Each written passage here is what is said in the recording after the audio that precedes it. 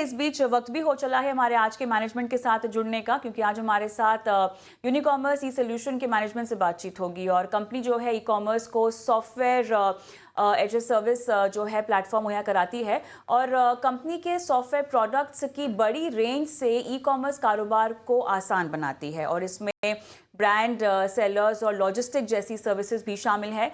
Company अपना IPO भी लाने जा रही है, जो कि 6 अगस्त से 8 अगस्त तक खुला रहेगा। इतना ही नहीं, अगर हम इशू की बात करें तो लगभग यहाँ पर 2.5 करोड़ शेयर का ऑफर फॉर सेल है, जिसका प्राइस बैंड 102 से 108 रुपए प्रति शेयर यहाँ पर रखा गया है। आईपीओ से जो रकम जुटाई जाएगी उसका इस्तेमाल कहाँ पर होगा, योजनाएं क्या क्या है, इन सब मुद्दों पर हम बातचीत करेंगे। यूनिकॉमर्स ई सोल्यूशन के प्रमोटर और नॉन एग्जीक्यूटिव डायरेक्टर कुणाल बहल और कंपनी के एमडी और सीईओ कपिल मखीजा हमारे साथ जुड़ेंगे, लेकिन उससे पहले कंपनी के सफर पर आइए एक नजर डाल लेते हैं। देश में डिजिटाइजेशन की तेज रफ्तार के साथ साथ इंटरनेट और स्मार्टफोन के बढ़ते इस्तेमाल से ई कॉमर्स प्लेटफॉर्म का तेजी से विस्तार हुआ है। अनुमान के मुताबिक भारत का ई कॉमर्स बाजार 2030 तक 325 अरब डॉलर तक पहुंच सकता है। ई कॉमर्स प्लेटफॉर्म में आई रफ्तार से यूनिकॉमर्स ई सॉल्यूशंस जैसी कंपनियों के लिए ग्रोथ के कई मौके बने हैं। 2012 में बनी ये कंपनी देश की बड़ी ई कॉमर्स सक्षम software as service SaaS platform में से एक है। कंपनी अपने सॉफ्टवेयर प्रोडक्ट्स की बड़ी रेंज से ई कॉमर्स कारोबार को आसान बनाती है। इसमें ब्रांड्स, सेलर्स और लॉजिस्टिक सर्विस देने वाले फर्म्स के लिए ई कॉमर्स ऑपरेशंस का एंड टू एंड मैनेजमेंट शामिल है। कंपनी के SaaS प्रोडक्ट से ई कॉमर्स के ऑपरेशन समेत कई लोकेशन पर कारोबार को आसान बनाते हैं। इसमें वेयरहाउस और इन्वेंट्री मैनेजमेंट के साथ returns, invoice order payment, shipment tracking जैसी सर्विस के साथ साथ हाल ही में शुरू की गई यूनिशिप और यूनिरेको जैसी सर्विस शामिल है। यूनिकॉमर्स के पास भारत में रिटेल और ई कॉमर्स सेक्टर में ग्राहकों का एक बड़ा बेस मौजूद है, और कंपनी ने ग्लोबल स्तर पर भी ग्राहकों को अपने साथ जोड़ा है। यूनिकॉमर्स ई सॉल्यूशंस अपना आईपीओ ला रही है, जो 6 अगस्त से 8 अगस्त तक खुला रहेगा। ये इशू पूरी तरह से 2.5 करोड़ से ज्यादा शेयरों का ऑफर फॉर सेल है। इसका प्राइस बैंड 102 से 108 रुपए प्रति शेयर तय किया गया है। कंपनी की करीब 276 करोड़ रुपए जुटाने की योजना है। एस वेक्टर और स्टारफिश के कुणाल बहल और रोहित कुमार बंसल कंपनी के प्रोमोटर्स हैं। आईपीओ की रकम का कहां इस्तेमाल होगा, नए ग्राहकों को जोड़ने की क्या योजना है, ग्रोथ आउटलुक क्या है, इन तमाम बातों पर चर्चा के लिए हमारे साथ जुड़ गया है यूनिकॉमर्स ई सॉल्यूशंस का मैनेजमेंट। कुणाल, कपिल, आप दोनों का बहुत बहुत स्वागत है हमारी इस खास पेशकश में। और कुणाल, आपके पास आऊंगी सबसे पहले। ये कंप्लीट OFS है, लेकिन क्या आप हमें ये समझा सकते हैं कि इन्वेस्टर्स यहाँ पर किस तरह से अगर एग्जिट देख रहे हैं तो क्या उनके लिए फिलहाल कंपनी की और कैपिटल फॉर्मेशन को लेकर क्या रणनीति है आपकी, और कैसे इसको समझा जाए इस पूरे OFS को? शुक्रिया हमें यहाँ बुलाने के लिए। हमारी कंपनी एक प्रॉफिट मेकिंग कंपनी है और बहुत सालों से प्रॉफिट बना रही है, और हम फ्री कैश फ्लो भी जनरेट करते हैं। हमारी बैलेंस शीट पे एक अच्छा खासा कैश ऑलरेडी प्रेजेंट है, और वो कैश का जो पाइल है वो ग्रो भी कर रहा है हर महीने। तो इसीलिए अभी हमें जो एक स्टैट्यूटरी मिनिमम परसेंटेज का आईपीओ करना था, जो कि 25% है, हमारे 2 शेयर होल्डर बेच रहे हैं शेयर, जिससे कि हम वो 25% का मिनिमम मीट कर सकें। कब ये बताइएगा कि सॉफ्टवेयर प्रोडक्ट्स की एक बहुत बेहतरीन रेंज है जो आप ऑफर भी करते हैं, जिससे बिजनेस जो है एफिशिएंटली चलते भी हैं उनके, अगर ई कॉमर्स ऑपरेशंस की हम बात करें। लेकिन ऐसी बहुत सी कंपनी है जो कि ये कर रही हैं, और इनफैक्ट इन हाउस भी जिनको आप सेवाएं देते हैं उन्होंने भी इन हाउस ही अपने एक लिए डिपार्टमेंट शुरू किया हुआ है। किसी भी तरह का अपॉर्चुनिटी थ्रेट आपको यहाँ पर आता हुआ दिखाई दे रहा है, कपिल? हम लोग ई कॉमर्स वैल्यू चेन में, जैसे एज कंज्यूमर जब आप लोग ऑर्डर प्लेस करते हैं तो आपको वेबसाइट दिखती है जहाँ पे आपने ऑर्डर प्लेस किया, और वो डिलीवरी बॉय दिखता है जो आपके घर पे आपका सामान लेके आता है।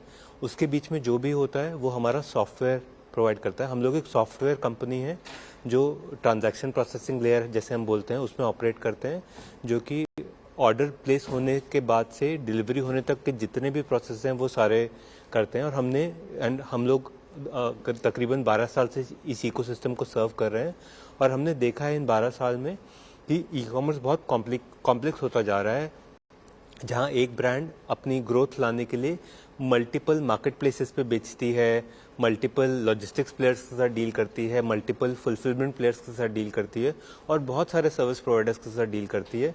तो इतने सालों में ये इकोसिस्टम बहुत कॉम्प्लेक्स हो गया है और तभी ब्रांड्स चाहती हैं एक सिंगल लेयर हो जो कि इन सारे इकोसिस्टम प्लेयर्स के साथ बहुत सीमलेसली इंटरफेस कर पाए, ताकि वो लोग अपने बिजनेस पे ध्यान दे पाएं, अपनी ब्रांड पे ध्यान दे पाएं, अपने कस्टमर्स को सर्व करने पे ध्यान दे पाएं।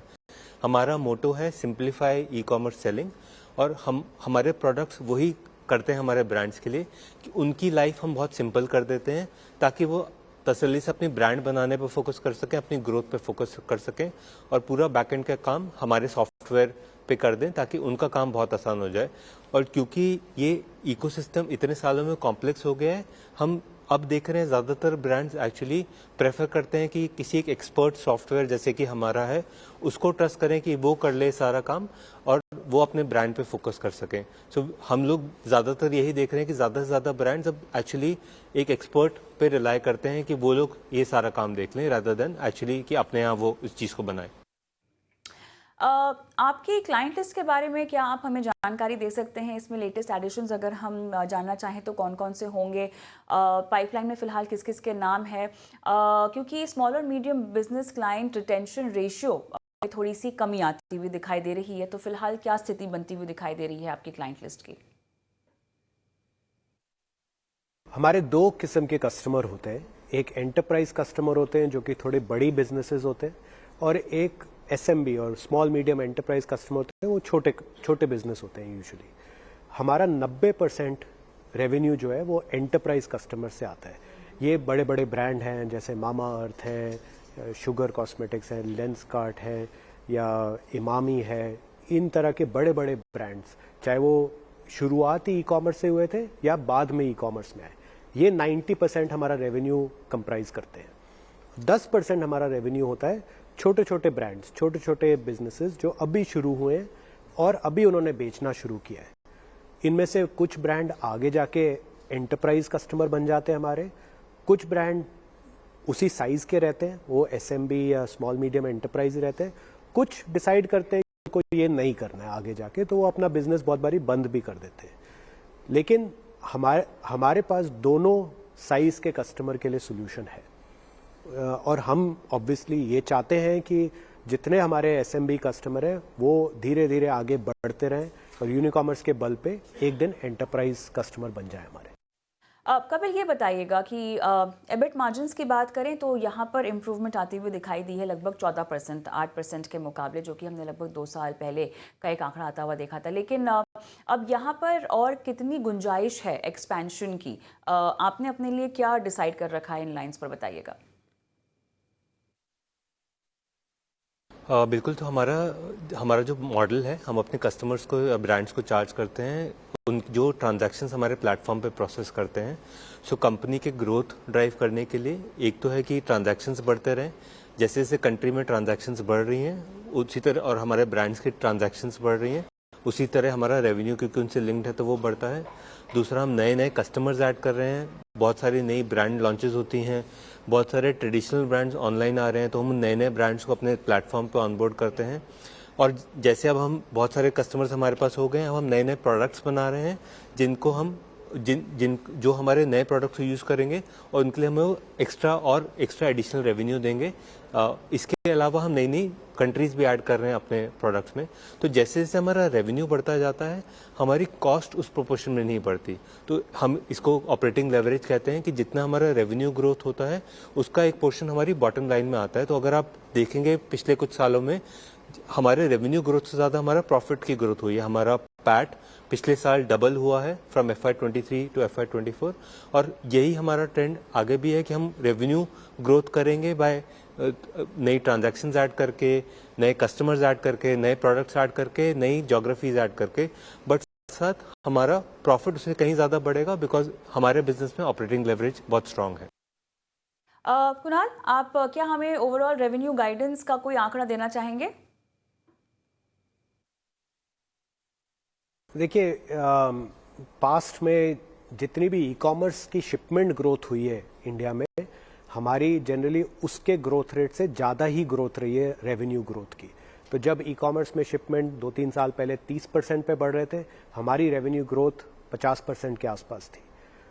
पिछला साल बहुत धीमी ग्रोथ हुई है ई कॉमर्स में, शायद 8-9% की वॉल्यूम ग्रोथ हुई है हमारा, लेकिन रेवेन्यू ग्रोथ 15% हुआ है पिछले 1 साल में। पर इसी समय में जैसे कपिल ने बताया अभी, हमारा पैट जो है वो डबल हो गया।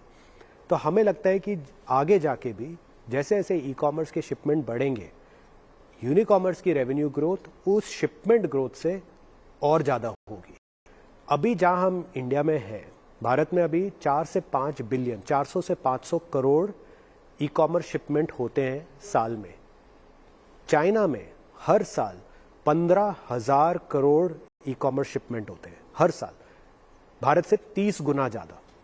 तो अभी बहुत सारा ग्रोथ बाकी है इंडियन ई कॉमर्स में, और यूनिकॉमर्स एक बहुत ही स्ट्रॉन्ग पोजीशन में आज, और बहुत इस्टेब्लिश पोजीशन में। सारे बड़े ब्रांड्स ऑलरेडी यूनिकॉमर्स यूज़ करते हैं, और बहुत सारे आगे जाके भी यूज़ करेंगे।